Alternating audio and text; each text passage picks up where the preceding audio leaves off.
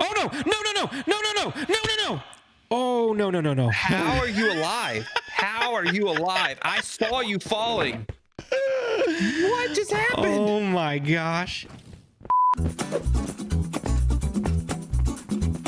Welcome back, everybody, to another episode of the Bedrock Guide. We have literally just finished fighting the dragon moments ago.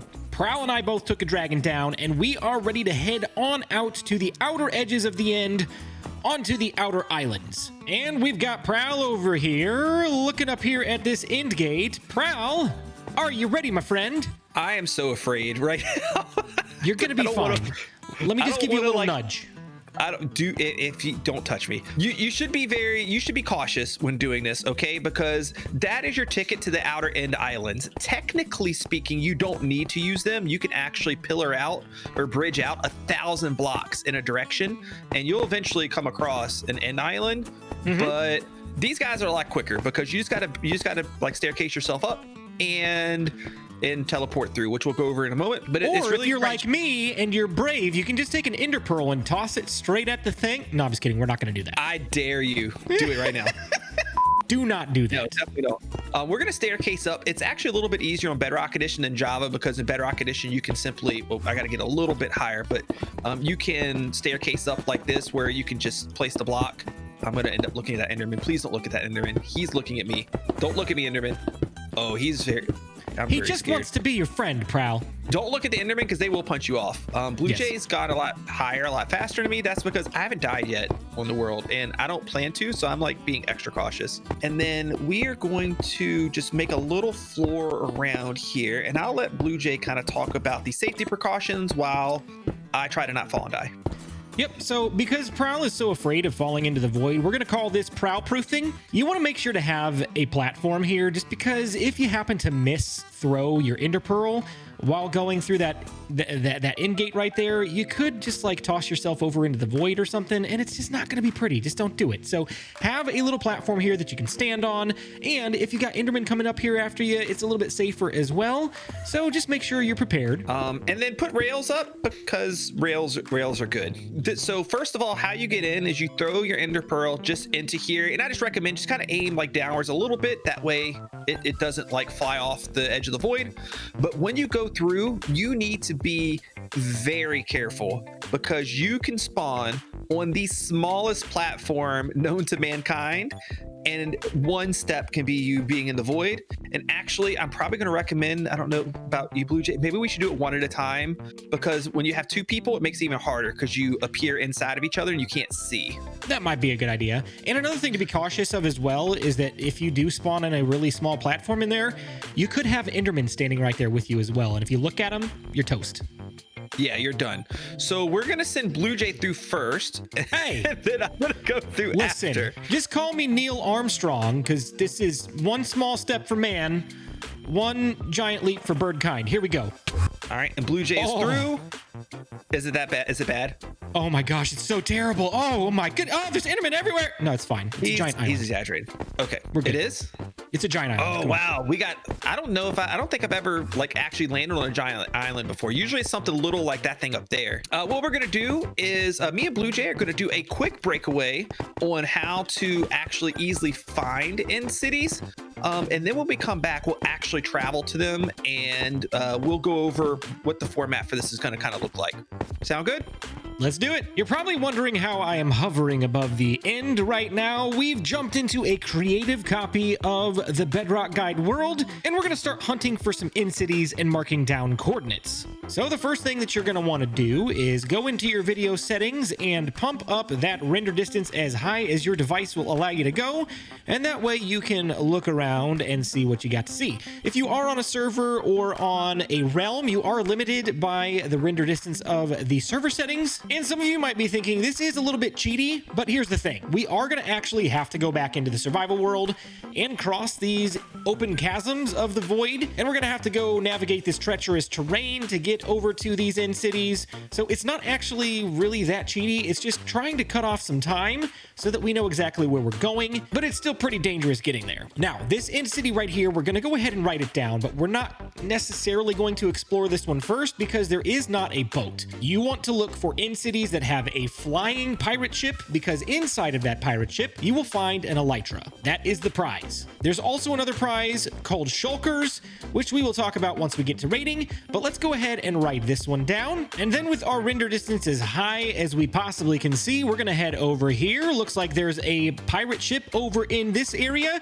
Again, we are not going to explore any of these yet. We are literally just writing down coordinates. I don't want to know what's in any of the loot chests, and I'm pretty sure they generate randomly anyways. So I'm kind of curious, how many of you guys would actually use this method of finding in cities?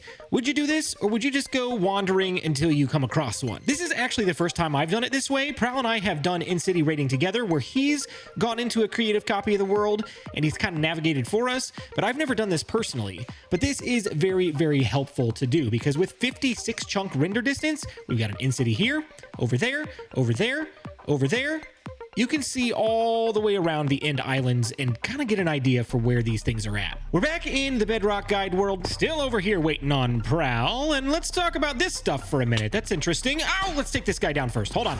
Okay, this stuff right here is called chorus fruit. And you can go over here and you can mine it with your sword, you can mine it with your pickaxe, you can mine it with your bow, you can mine it with a bucket of water, and actually that might be the quickest method to doing it. Drop some water on the ground and it'll break all of the chorus fruit. Chorus fruit is an edible resource. You can eat this stuff, and if you do eat it, it does teleport you. This stuff can be smelted into popped chorus fruit and can be crafted into blocks like purpur, which you can see on the in-cities, and you can also plant it back down on the ground in the form of the chorus flowers up there, but you have to use silk touch to get those. So if you break it from down here, you're not going to get those chorus flowers. So go up there, use a silk touch tool, and grab those chorus flowers and plop them on the ground, and they should grow another plant, but they have to be planted on in stone. Hey buddy, you ready to do this? Yeah, let's do it. Let's do it. So let's talk about how we're, oh gosh, woo, hello, right there, sir. Let's talk about how we're doing this. So what me and Blue Jay discussed we were going to do, because again, this is a guide series and we want to give you guys different perspectives on this, and we want to do a lot of things solo, but we can kind of do some stuff together too, is we're going to raid our first end cities separate. So Blue Jay is going to go over his way of raiding them and give his information. I'm going to go over my way of raiding them and give my information. So definitely watch both videos, because you're probably going to get slightly different perspectives on the same thing of way of doing stuff, and then from there we're going to link up, right? That's correct. All right, so Blue Jay has his coordinates, I have my coordinates. We're going to go ahead and separate, and then I will see you on the other side of having an Elytra, sir. Let's do it. So the coordinates that we've been given are -904, +1969. So that is in a general this way direction. And so what we're going to do is we're going to go over here, because I am limited on resources to pillar out with. We're probably going to have to dig some more stuff out, unless all of these islands are connected together, which these might be, but we've got a pretty decent way to go.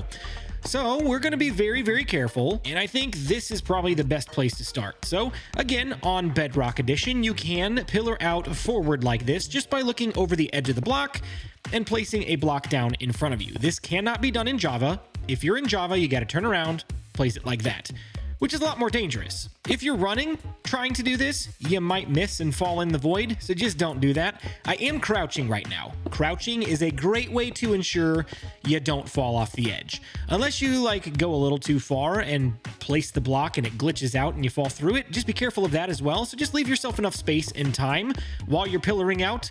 You definitely don't want to fall into the void. If you do, you die down there, and so does your stuff. You're never getting it back. There's no way, even for netherite, to survive that. Netherite, the toughest resource in the game that can survive the highest heat of lava and fire, cannot survive down there. It just goes. It's gone. That is one thing that makes the end very unique and very interesting and pretty dangerous. This guy, look at this guy. Oh my gosh. He's just using our resources. He's using our little trail here to follow us on out. Oh, he's gonna owe me big time. Once you're within reaching distance, you can kind of stop pillaring out that way and just connect it up with the island. And here we are. We're over on the other side.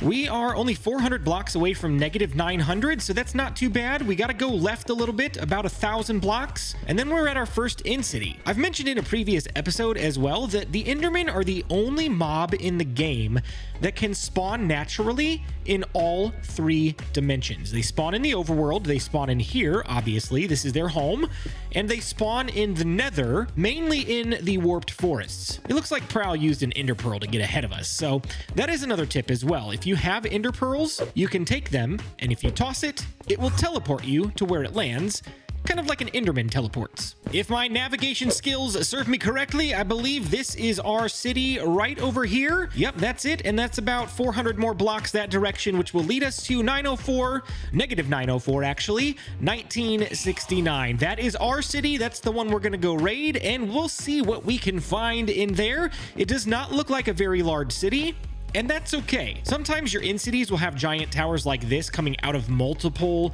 sections of the main tower there, and they take a long time to go through. That one should be pretty reasonable. Okay, I wouldn't recommend you guys do this if you're a huge distance away, but this is not that far. But just for the sake of showing you guys what would happen if you did run out of building materials, you take an ender pearl, not the Eye of Ender again, the ender pearl, and you toss it. But don't toss it at where you want to land, toss it above where you want to land, because these things do have an arc to them when you throw them.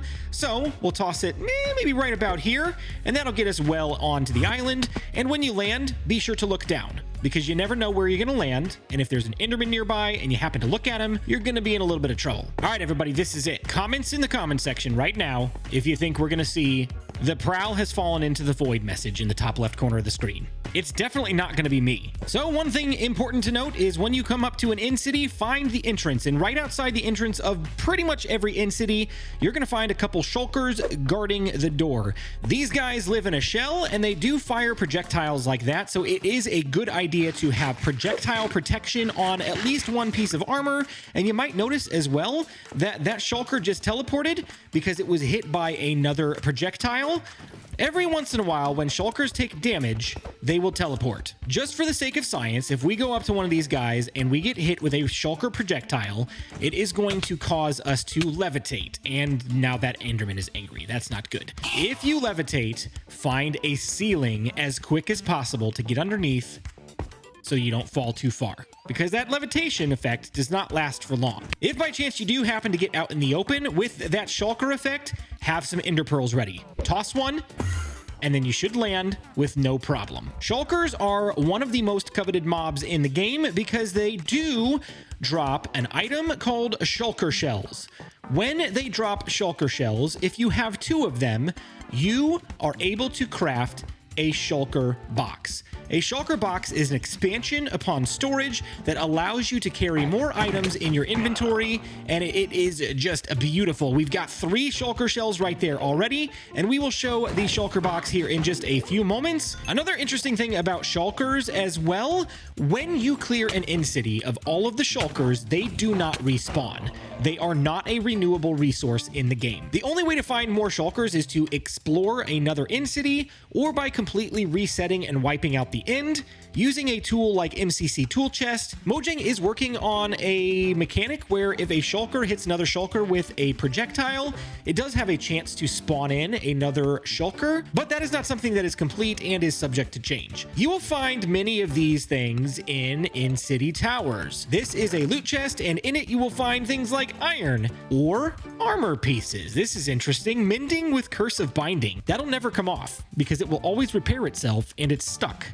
The only way to get that off is to die. Unbreaking 3, Sharpness 4, Knockback 2, not too bad. We got some gold. Gold is great to have. And then we've got another ender chest. Let's go ahead and pick that up for the time being. And now we've got 2 ender chests. These are great to have in mass quantities. And again, our ender chest is currently full, so we're going to do a little bit of organization after we finish this city so that we can clear up a little bit more space to carry more things home. Another tip that I've got for you about raiding these cities, if you want to jump from slab to slab like this, you can, but if you're not very good at parkour, which I am not, you can fill in the corners of these towers and it's much safer to travel up and down. Just be careful because this center section here does not have any blocks in it and you will fall all the way down there and can take some pretty significant fall damage. I have died many a times falling through those holes. Oh, right here, this tower right here is full of shulkers. It is very, very dangerous and they will just like pummel you with projectiles like this. And what we're going to do is we're going to float all the way to the top. This is the way I like to tackle these, and I'll show you why.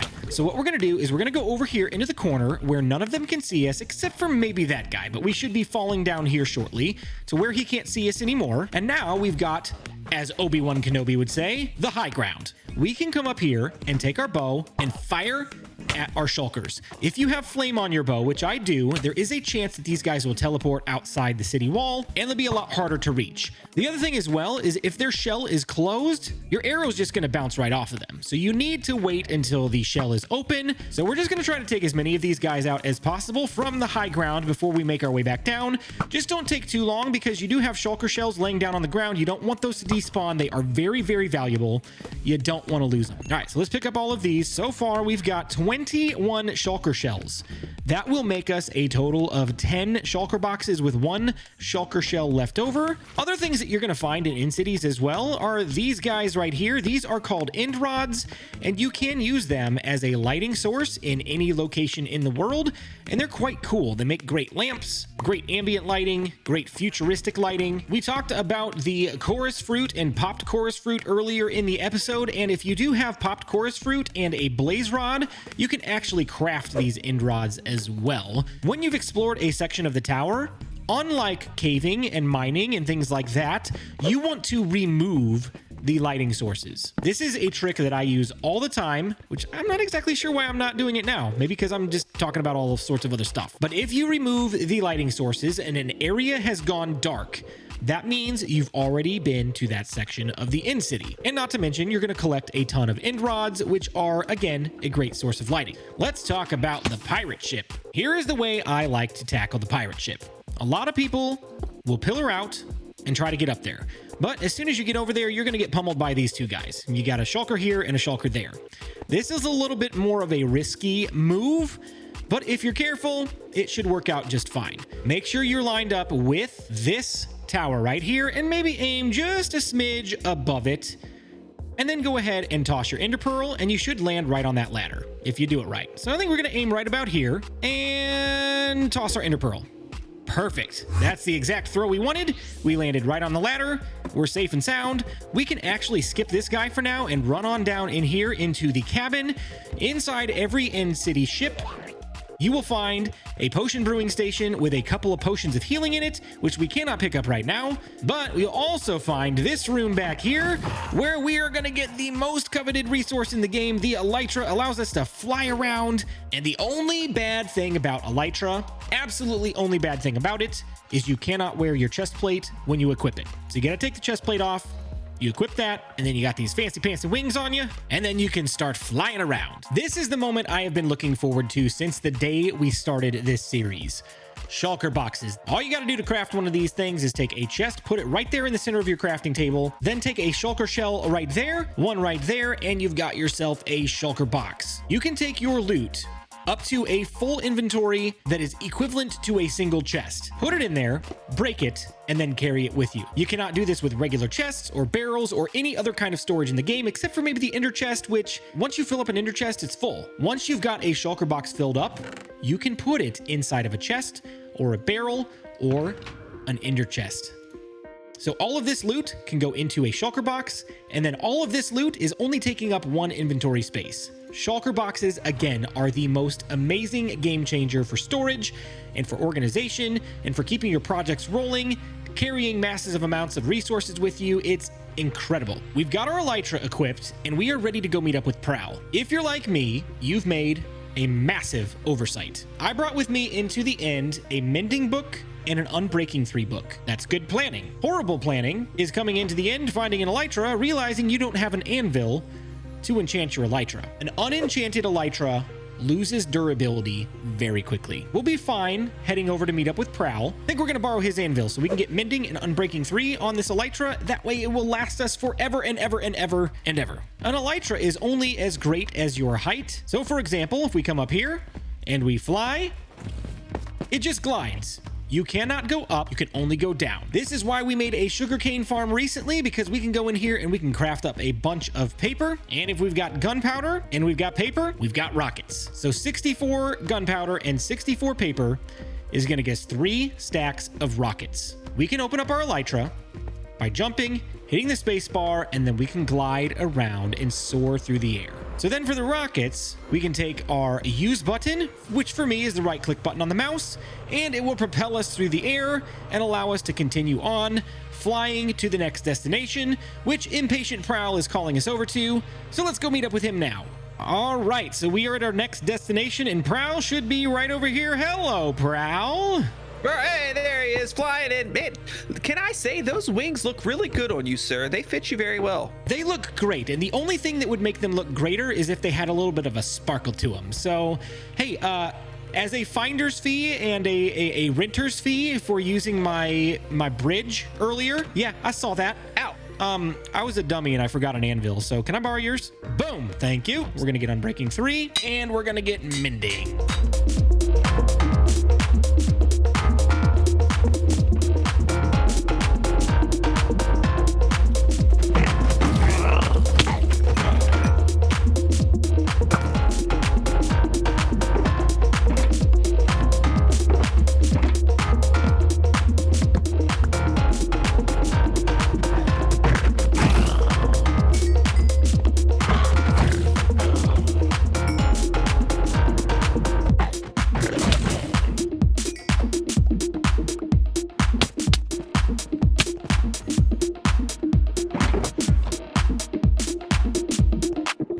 And me and Blue Jay are back. The end raid is done. I think we did like what, Blue Jay, like three and a half hours or something like that of end raiding, including the stream. I think so. It was a pretty good, decent amount of time. Yeah, it was a really long time. We probably hit like 20 something in cities. It was a crazy amount of them.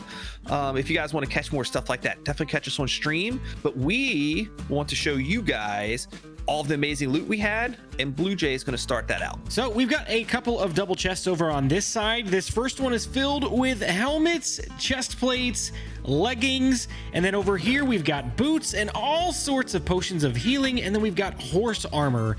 A lot of this stuff is things that you can get in the overworld by going diamond mining, but quite honestly, between going mining for diamonds, getting enchantments, whether it's through books or through an enchanting table, all of that kind of stuff, we saved ourselves a lot of time and resources going end raiding because all of these things come pre-enchanted, and not to mention we could have gotten a bunch more armor through iron armor as well, but with this much diamond armor on a single player experience, we're pretty well set for like the long haul. Yeah, I'm set for life. Blue Jay will probably blow through most of this in like a week or so with all of his deaths. And over on this side, we got like a bunch of swords over here, kind of the same deal. Like if you want to combine them together to make like a better sword, then you could by all means do it. Or maybe you don't like the enchantments on it, you can take it over to a grindstone and take the stuff out. Same thing with the tools. This is free diamonds, guys. Like we've saved so many diamonds. I'll never have to make a pickaxe, a shovel, or a piece of armor ever again from my diamonds for sure. Look at that, dude. So many Elytra, so many Shulker shells. And I mean, like, that's a decent amount of armor, gold, and diamonds and stuff, but the Shulker shells and Elytra, that's the real prize. Yes, it is so great. It is so amazing. So now we can fly anywhere we want to. We have backup Elytra just in case we do die and lose it. Something crazy happens, whatever, right? And then also all of those Shulker shells, I think I'm set for the rest of the season. Honestly, this is so many Shulker shells. Pretty and Shulker much. boxes are such a powerful tool. They really are. But actually, I have something to lead us into the next thing that we just wanted to bring up really quick before we end out. There's like 4 stacks of iron here, and it'd be really nice if I could have all that because we did a little bit of resource roulette in stream. Blue Jay, do you want to tell them what I owe you? Prowl owes me 15, count that, 1, 2, 3, 4, 5, 6, 7, 8, 9, 10, 11, 12, 13, 14, 15 stacks of iron from resource roulette. There was a special edition that we did live on Twitch, and it was amazing. Yeah, I owe him 15 stacks of iron, but he does owe me 32 stacks of sand as well. So we're Hold at on, least let me grab my something out shovel of the real deal. quick. That'll take me about 15 seconds. I'm going to just go plow through the desert over here. Okay, I'll be right back. Okay, yeah, blah, blah, blah. You have fun. Make sure you check out the next Prowl live stream. I'm going to be getting iron for a while. But yeah, so that was our adventures. I hope you guys really enjoyed it. Me and Blue Jay are going to break away and do our own separate, like, outros to the episode. But I'll just say while I'm here at Blue Jay, thanks a lot. This was really fun. It was great fun doing the end raid, and go end raiding with your friends. It's a great time. And for the first time since this series has started, we are able to fly above the overworld and get a big picture of what this entire place looks like. This is fantastic. I love my little house right here, right in the middle of the prairie, the little house on the prairie. It's so great. And then we can fly so quickly over to our fish farm now. Everything is gonna get so much quicker and so much easier, so much more streamlined. We got big plans coming, guys. If you enjoyed this video today, be sure to leave a comment in the comment section. Maybe let me know something you learned today about end raiding. And be sure to like the video and subscribe to the channel so you don't miss any more Bedrock Guide content just like this. But thank you so much for watching and have a fantastic day.